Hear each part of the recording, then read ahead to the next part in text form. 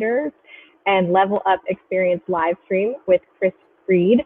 I'm Nicole Minka, Managing Director of ggLocators. We are excited to start off this partnership with today's talk surrounding content creation, thanks to Cris. I'd like to take a few moments to introduce him, and then I will hand the floor over. So Cris is an established name in the world. Nicole, yeah. we lost a connection to the LinkedIn, so give me 1 second. Okay. Are you going to need me to start back over from the beginning, or? Yeah, nobody saw anything, so it's okay. Okay. It was great practice. It was great practice, Nicole. I think it says I'm not logged in. I should not be swinging in my chair probably as I'm talking. It's okay. Okay.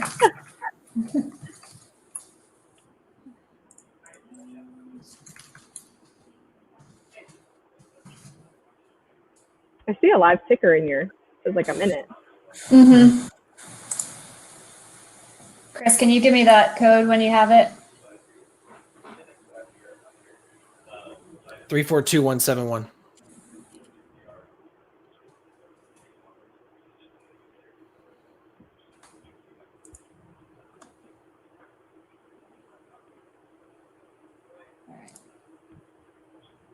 All right, we are ready. Go ahead, Nicole.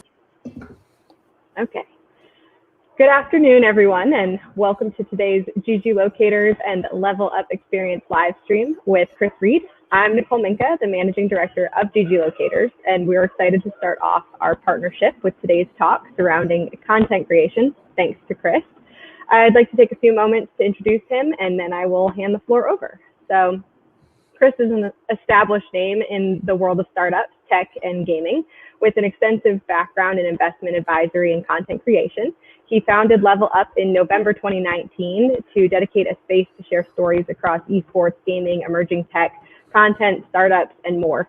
He joins us today to share his experiences and knowledge on both the personal and business side of development. We are also excited to announce our official partnership together this week. So with that, let's get started. Nicole, thank you very much for the introduction. And I just want to resonate how excited I am about the partnership, ggLocators and Level Up Experience. It's been really interesting, obviously, the last year or so, having relationships found on LinkedIn and through socials. And a lot of people are asking about job opportunities in the markets. And obviously, the last few months with the pandemic, creating that significant gaps in that area. I'm really excited about that partnership to be able to provide those opportunities. Awesome. Me too. I'm going to pop off and hand it. All right. Well, thank you very much. We're going to be diving into a little bit of content experience, going through some interesting topics. I think, we mentioned from the top there, talking a little bit about personal and the business side of content. But the more we talk, the more we dive into it, the more there's blurred lines between the two. But I wanted to start off with this one sentence, in that content is your voice. It doesn't really matter if you're B2B, B2C, B2B2C, a SaaS company.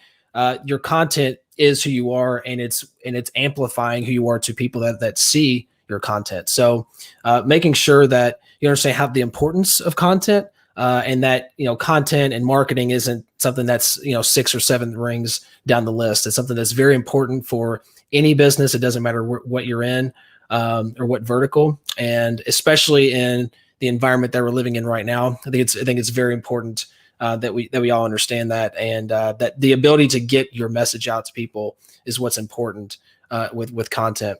So for me, I go back to 2012 was really the first time with my fitness company. I had a gym here locally in the Louisville area, and it was interesting. If I could go all the way back, would have made a lot more content. Would have done a lot more videos around the fitness, around the space. I probably would have hired a contractor to follow me around, and some of the trainers that we had during our boot camp sessions or our sports specific training sessions, and had that content split up, maybe 3 to 4 hours a day or 3 to 4 hours a week, and split that up into 100 pieces of content. Because the content we did, and this was Facebook 2012, did very well. We were able to get quite a bit of traffic and kind of build a community around the content that we made. But I think one of the mistakes back then for myself was not making it at scale and working too much in the business versus making content about the business. So it's something that, this was going on 8 years ago, and it's a lesson that I think is important to understand. And no matter what industry that you're in, is that, you can be, there's a level of being able to scale something when you take your content and put it out there versus working in your business. So there's a balance between the two. So that was one of my biggest lessons I learned with my first company, owning a gym. So I thought it was a really good experience learning that. And just kind of transitioning to realizing that content, you have to realize this content is not just business development or it's sales or it's a one-off thing. It's something that's a continual message. So that's something to think about. And, when it transitioned in 2016 to kind of an online forum business, that was created initially from a Twitch stream, and that was created through Twitter and putting out content. That's what it started as. It started as kind of something that was just in my part-time, and being able to put that out there about, I actually was in the kind of the trading and the financial markets, and just putting it out there and having fun with it. And what happened is it turned into a community. And that's one of the messages I want to throw out there right now, is that initially if you talk about startups for right now, building the community is one of the most important aspects of startups. And because you create the feedback loop that becomes quicker. So initially, what you really want to do, one of the goals within maybe the first year or two, is to create the quickest or fastest feedback loop as possible. So what that means is, if you have a community of users giving you the feedback about the particular product that you're using, then you're going to be able to use that, iterate, and then recreate from there. And if you have a community that believes in you, believes in the business that you're in, and believes in what you're building, then that reiteration is going to happen much quicker. And it's something that's really important. So that's more of a higher level on like the business side. And then from building that community, then you're able to really scale a lot faster, in my opinion, again, because it takes time. Iterations take time, but if you have that feedback coming in quicker, then you're able to do that. And look, feedback comes in many different forms, right? And building community comes in different forms as well. So if you look at socials, it doesn't matter if it's on TikTok, Twitter, through a Substack email list. It doesn't really matter, but you're getting that feedback in many different ways. So being able to take content, putting it out there, making it part of your community, and making your community part of the content as well. That can create some network effects that you create within your own environment. So that's really important to grasp, and that really pushes things, accelerates things forward much quicker. And obviously, sticking to startups, you have to move quick. It's about speed, right? So we talk about this a lot on a lot of the interviews and things like that, but when you get funded, let's say it gives you 12 to 18 months of runway. That's not very long, right? You've got to create significant momentum to continue to continue down that road, and to be able to take that funding from whatever pool of investors or early angels, and being able to really push it to where you're bringing your messaging. You might believe in something, right? You and your company might believe in something, but if you're not getting the message out and users aren't seeing it, you're not getting the feedback from them, then you're not going to be able to build what the mission and what the vision is. So it's something really, really important.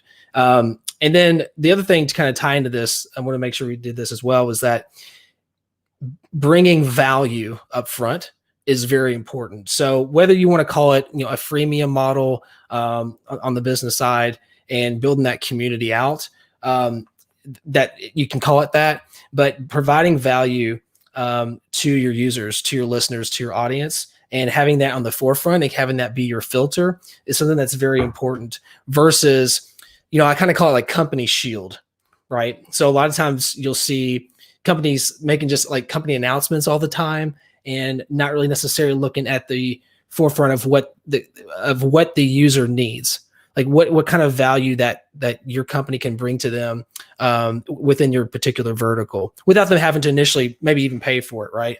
Especially maybe first getting started or bootstrapping and things like that, when you have the ability to do that. So, and you're able to move fast because you're not having, we talk about this a lot. You don't have 78 decision makers to talk about the content that you need to put out, right? So, especially in early stage, being able to put that out there, I think is really important.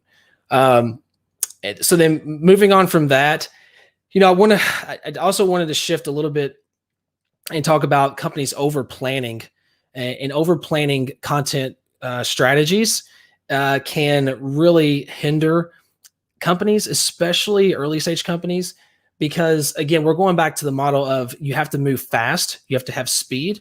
And if you're over planning or micromanaging with an early stage company, that's really the opposite of what you're trying to do. You're trying to put out different iterations as fast as possible with the feedback and mechanisms in place. But over planning is going to stifle that acceleration. And, you see that a lot. And it's, that's this back and forth pull of, production value versus the time put into it. How much time do you actually have? What's the window to put out this content? What should it look like? And really the answer, it's tough because there isn't a clear-cut answer with it. But in general, it's just my opinion. And I think we've seen it even more so in the last 6 months. But you want to put out, you want to be consistent with your content, and the production value isn't the end all be all.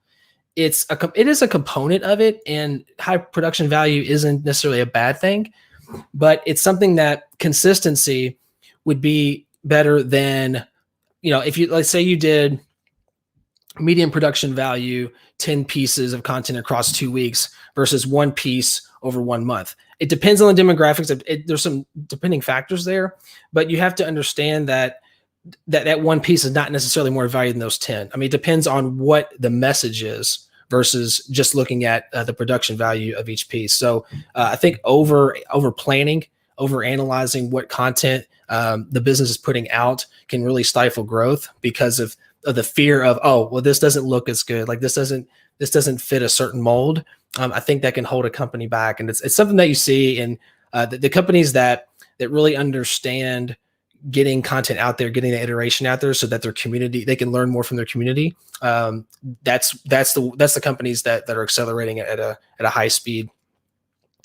And what also goes along with this is very interesting because I was looking at, doing like personal versus business. And, we talked a little bit about, I guess, the business side, but the more you look at it, I mentioned this at the very top that personal branding and business branding they kind of merge together in a sense. And what I mean by that is, I think people more and more, they want to build a relationship with a company they do business with. And again, I don't believe it depends on any vertical. And, company shields or company logos can have personalities. Companies can build relationships with their customers or their users. Like they're not just numbers. So I think if people are able to have that relationship or that connection with that business, that's really important. So finding ways to activate, finding ways to connect with your community you're building or to expand your reach is really important. So that messaging is important. And, so the personal side of it, I've experienced this in a number of different ways.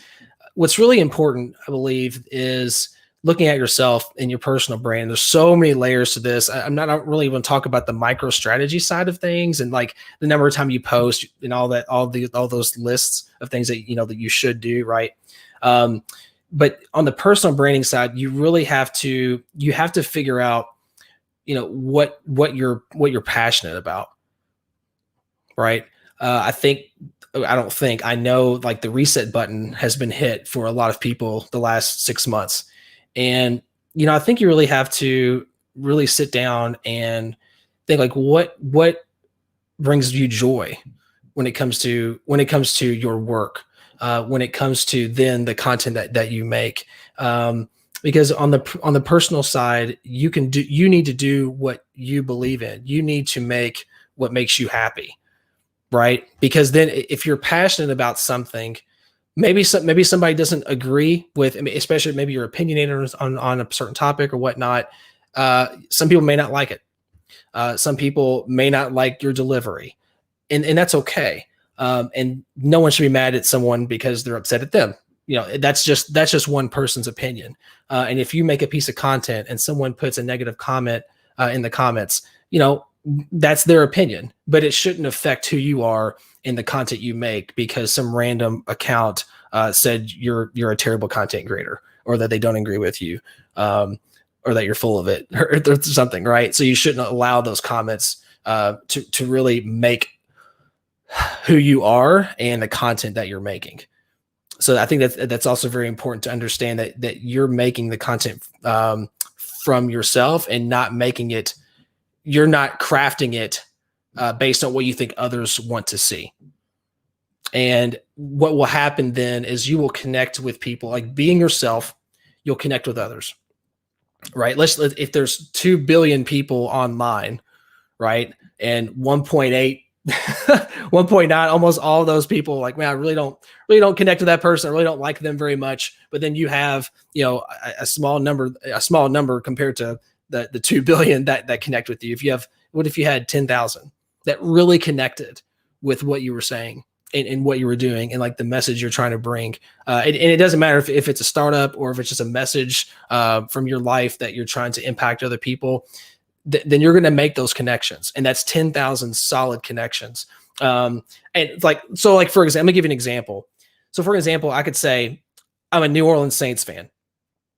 So if I say that, I would say, Carolina Panther fans, Tampa Bay Buck fans, those people are like, well, you're out potentially, right? That's like a ding on me, for example, right?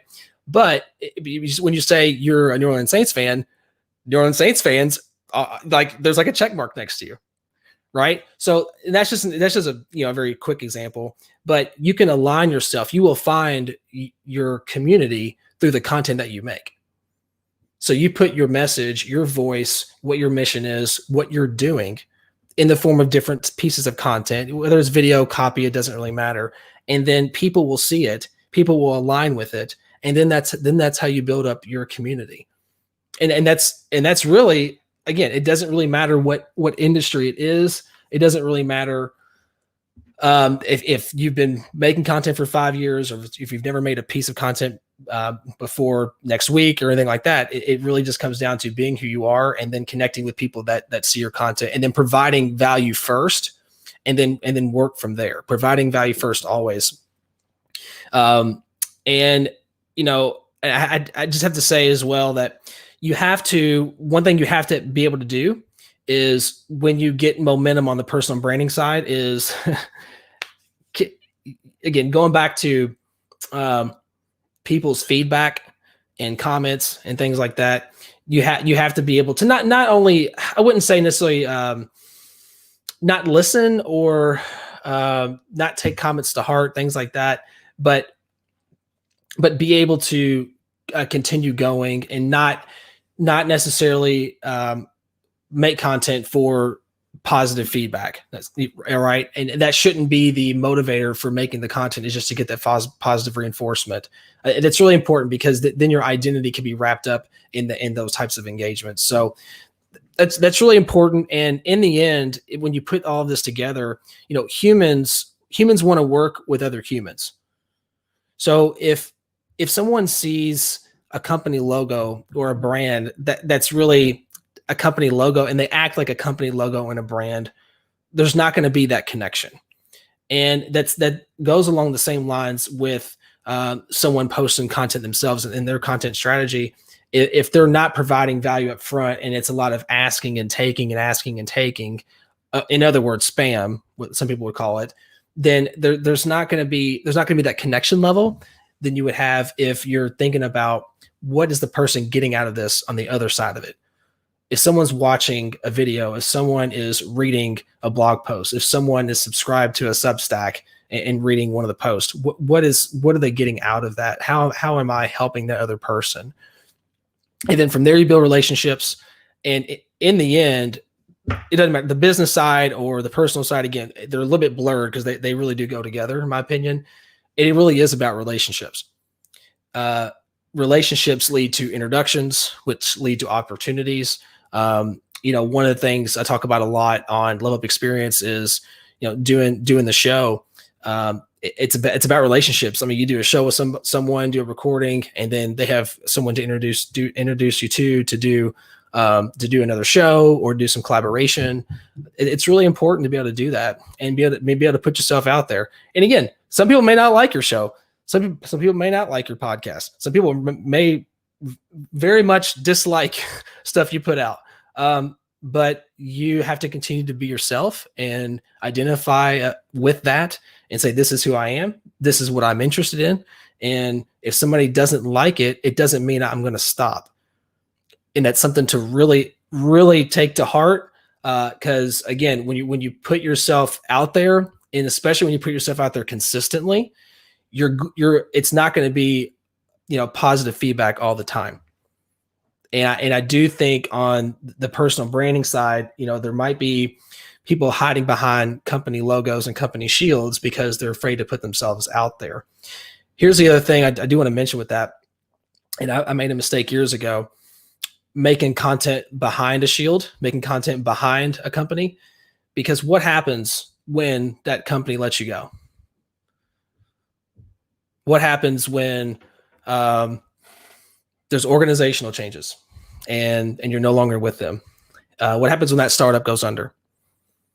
And the equity, the time you're put into that logo was 100% of the time was put into that logo, right? Now, if you're the founder, there's some transitional, I would say like equity, air quotes, that can be transition and things like that. But if you're building your personal brand alongside of your company brand or another company brand, you can build it together. Like, I don't think there's one or the other. And in fact, you can create more momentum when you have both going on at the same time. I do think that there might be a notion of, well, you can only do one or the other, when I believe that you can do both. And even more so on the personal side, you can put more of yourself out there potentially than you could behind a business content as well. So it's just some things to think about. And again, you have to go back to the common denominator of relationships, because again, you make a piece of content that can lead to an introduction that leads to 3 other introductions. You didn't make the content necessarily for the introduction, but you provided some type of value or some type of idea generation that someone saw, and then they reach out organically because they want to reach out to you. They want to talk to you, not you sending things over and over, to 1,000 people, and hopefully you get a 1% open rate, and then 1% of them, like 10% of them may send something, or it's much less about conversions. And again, I'm not necessarily knocking conversions and things like that. I'm not saying that stuff doesn't work. I'm just saying the organicness and the ability to create relationships lead to other introductions. It leads to other opportunities. And at the same time, I feel you learn a lot about yourself as well. And some of this is a little heavier than others, obviously. But you learn more about yourself on the personal branding side. If you're really putting yourself out there, you're putting your thoughts out there, you're doing some type of little like vlogs or some weekly blog posts or things like that. And then people get to really understand who you are. And then again, there's idea generation from that. There's deal flow from that. If you're an investor, being able to be a part of startups, if I wouldn't have put out content about what I was about, my interests, what I've been focused on over the years, then I wouldn't have been able to have introductions to the startups I'm working with now and to be a part of some amazing companies. So you do have to put yourself out there. You have to understand that, quite frankly, some people ain't gonna like it for whatever reason. I don't want to go down speculations of why people may not like it, things like that.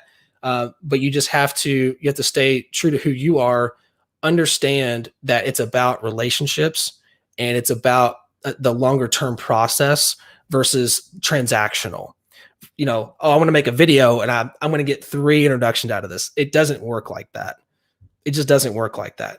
It is a process. And again, you have to love the process of you making the content. So if you love the content that you're doing, if you love not just like the production of the content, but the messaging of the content or what you're talking about, right? If you enjoy all of that, then you're not worried if that one video that took you 2 hours to make didn't make you, $587, right? If you think too transactional, content isn't going to make sense.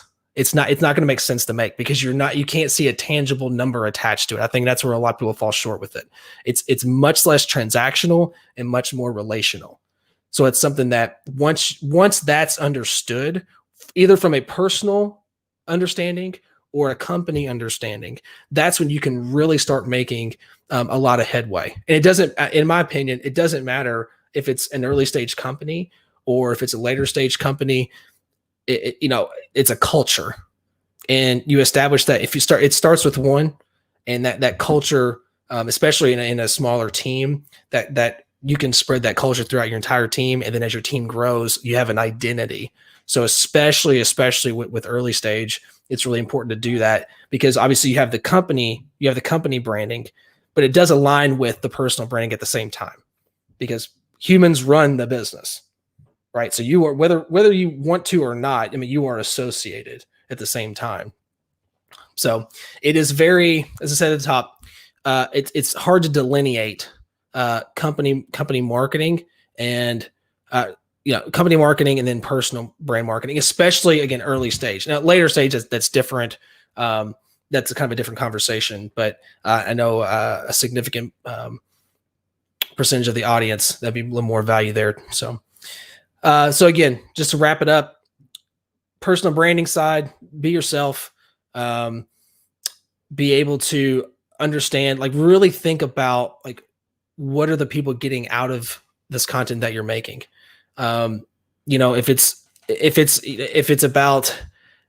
you're a SaaS company, why, what value is the platform providing the user that's watching or the audience that's watching, and really analyze that and then provide that value. Not, hey, here's a discount code for 20%, but bring some other value, maybe even outside of what the platform can bring, and then provide value. And then have that trustworthiness that you're looking out for the person that's watching your content or a part of that content. So I do think I think that's very important.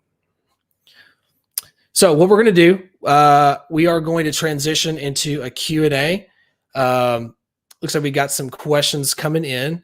I know there we go. We're going to pop some of these up here. This is on the ggLocators Facebook. So what are some of the books, podcasts, et cetera, that you've read or followed that helped you strategize? I'll tell you,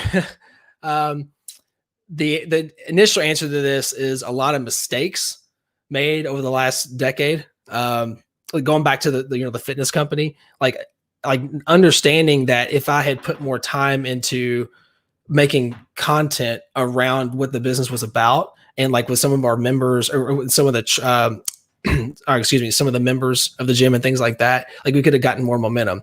And actually I just had too big of a space and things like that. But we had some significant momentum from the content that we did make, but it was me not realizing that we should have, tripled and quadrupled down on that. So I think going out there and actually having, if you're talking about, I guess on the business side, you're actually having a business and failing and not, within that first year, we had to close up shop, but understanding there and then leveraging that to another, to the next venture.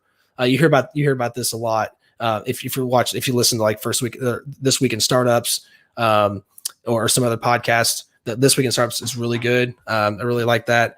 And the Lean Startup as well is a good audiobook. The Lean Startup, I think it's Eric Ries is another one that's really good. I'm kind of going blank on that. I'll come back to that in just a minute. That's a really good question though.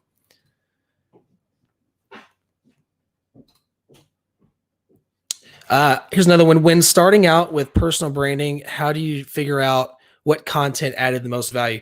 It's a great question. So, you go back to, we talked about early stage startups and how you get that feedback loop going. It's actually the same thing, in my opinion, with personal branding. You don't even know the answer to the question until you put out content. So you put out content you want to put out. Right. It's not necessarily, again, going back to, you're not guessing okay, I'm going to guess that this audience wants B, C, and D. It's not necessarily that. It's really about what you think, what you believe, for a particular topic, and then you put that out there in some whatever form it is. Again, it doesn't necessarily matter. As you start making content, you'll start understanding your strengths. Like you're better at writing, you're better at video, you're good at streaming, right? You have a certain passion for a game, right? And then you stream on Twitch or on YouTube, right? So that feedback that you get once the content is out there, and what I mean by that is like comments, right? So if you go, I understand, going back to what I said earlier, you might get those negative comments. You have to be able to filter out what's significant feedback, like what is real feedback, and what's feedback that you need to take note of, because some of it's trolling, like some of it doesn't even matter. Like you kind of have to have that filter in your own mind, like, okay, this comment, I don't even care about this comment, it doesn't matter. Like I hear it, I see it, but it's not going to provide me value to provide others more value, right? So it's just this circle that, and then in the end, the more content you put out, the more feedback you're going to get, the more questions that you'll get. Like on a LinkedIn post, for example, you'll get potentially starting, sometimes you can put posts out down, when you start building up a following, and you're almost creating message boards almost every post. Like if you're asking for questions at the end and things like that, like, what are your thoughts on this topic? And you can create even like quasi mini message boards on a particular topic. Or, there's voting polls, obviously on LinkedIn and on Twitter. So that you're getting that instant feedback, so if you do a voting poll and there's, you get 200, 300 votes, 1,000 votes, plus some comments on that, you get a pretty good understanding of, your audience and what they think about that particular topic. Right. I mean, that's just a real small, tangible, example, but again, making the content and then people's responses to it with the understanding of having a filter on it. That's a really good question. Do you suggest a particular platform for startups or even established companies to really focus on to create awareness? Yeah, it's a good question. I think there's different organic levels when it comes to social platforms right now. So if you take, for example, let's say you started a company today, it's going to be much more difficult, in my opinion, to build a brand from zero on Twitter than it is on LinkedIn. And it's because of algorithms, it's because of organic reach. Going back to 2012, Facebook was wild in 2012 as far as organic reach for companies. And I didn't go all in on it, and I should have been making a lot more content back then. But the content that we did make, it did very, very well, and it reached a lot of people. But it was my awareness of not doing that kind of costed us back then. And it's kind of the same now. So Facebook 2020 is not the same as 2012, right? It's just not the same platform. It doesn't have the same organicness. LinkedIn is Facebook-esque 2011, 2012 as far as organicness, because you don't even have to have a following. You can make a post and you might get 500, 700 views on your first post. Go try to do that on Twitter. It's probably not going to happen. So there are some micro things that you can do. There are some platforms that have a higher organic reach than other platforms. It's obviously LinkedIn, obviously TikTok. If you're in the music industry, obviously Triller's been obviously in the news recently with some some not exclusive, but non-exclusive deals with some influencers and things like that. So understanding which platform fits your vertical, but also what has the highest organicness, because you can make the same video and post on Twitter and get 9 views and put it on TikTok and get 1.1 million. Like, that's a real thing. I actually did that on my TikTok like months ago. And so you have to, it's diversification and diversifying. It doesn't matter, company brand, personal brand, diversifying across platforms. And then once you put it out there, then you'll know that, like, well, maybe the question is, well, how do you know that? Well, it's because you put it out there. Like, you're on those platforms, you're listening, you are getting the feedback from the algorithm, right? You're seeing how many views you get, you're taking note of it. You're going to have to really listen, right? I mean, people really like the shortcuts. I think we all get that. People love shortcuts. They just want, hey, give me the answer, and that's all I want. It's, again, you got to go back to the process of, you wouldn't know that LinkedIn had a high organic reach if you didn't feel that, like if you weren't on 5 platforms and posted the same thing and looked at how many views you got or how many comments or how many reactions or shares, you wouldn't know that unless you did it. Right. So you have to get dirty. You have to have a process. You have to be able, and then you're able to take that data. So yeah, these are really good questions. This question is more for Level Up, but have you noticed a common trend of content for esports or gaming on your podcast? Yeah. So right now, what's really interesting to me is immersive experiences. So, when I say VR, that actually can mean different levels of virtual reality. It doesn't necessarily have to mean headsets and complete immersiveness. And obviously there's different levels when it comes to headsets as well. I think Oculus just came out with a new headset today or tomorrow for $299. But that's not the same power as I don't have one in front of me right here, but a $1,500 headset. Actually, we had a VR panel a couple weeks ago, and Kevin Williams is probably one of I would say Kevin's is one of the names to listen to when it comes to VR. It's Kevin Williams. You can look him up on LinkedIn, and he went through kind of the history of VR and how it's changed, and how the in-home experiences have changed compared to 6 months ago. How the location experiences have changed because of COVID and everything else. But VR content is very interesting. To go back to the point here, immersive experiences, metaverses. So when you say metaverses like Fortnite, if you're into crypto, obviously Decentraland, Upland, these metaverses that are being created, that's really interesting. That's a whole rabbit hole that I could probably talk for another 3 hours on. But then you're talking about like non-fungible tokens and NFTs, art that's on the blockchain. And there's a lot of interesting things happening there. But those small details I just mentioned, but also like making your content in those environments, because just the one other thing I wanted to mention, I forgot to mention is scarcity. Understanding the market, like you need to be putting in an hour or two, maybe not 2 hours, but depends on who you are and how much time you have, but maybe a couple hours a day, 1 hour a day, 30 minutes a day, just going through feeds.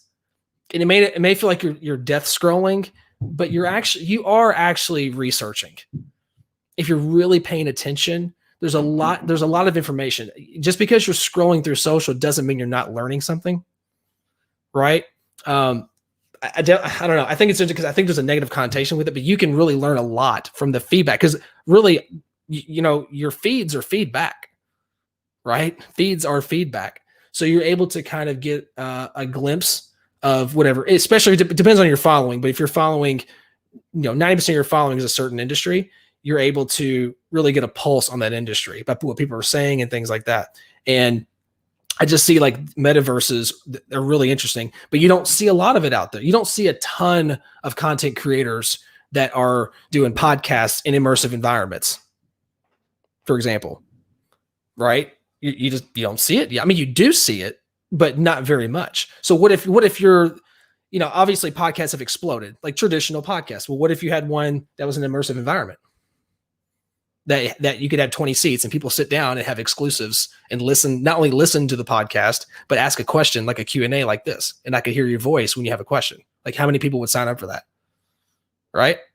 So it's scarce, right? It's scarce because not many people do it. If you're one of the first ones, right? And production may not be great to start. Quick story on production and like being an early adopter is like my camera my mic in 2016 when I first started streaming, my mic didn't work. My mic didn't work for 3 months until someone donated a mic to me. They sent me a Yeti. we love your content, it's great, and here's a Yeti. Like we haven't heard you for 3 months, right? But it was early adoption because we were doing a totally different genre from gaming on Twitch in 2016, and that was a long time ago. doing non-gaming content on Twitch, and actually non-gaming content on Twitch got banned like up to like 2014, 15. If it wasn't gaming, Twitch didn't want it. But as soon as they turn that on, now just chatting, for example, is the number one. Usually, well, Fall Guys keeps knocking it off, every other day. But just chatting is like the number one genre, which is interesting. Yeah, so I know there's a long-winded answer to that, but yeah, keep your eyes out for metaverse content.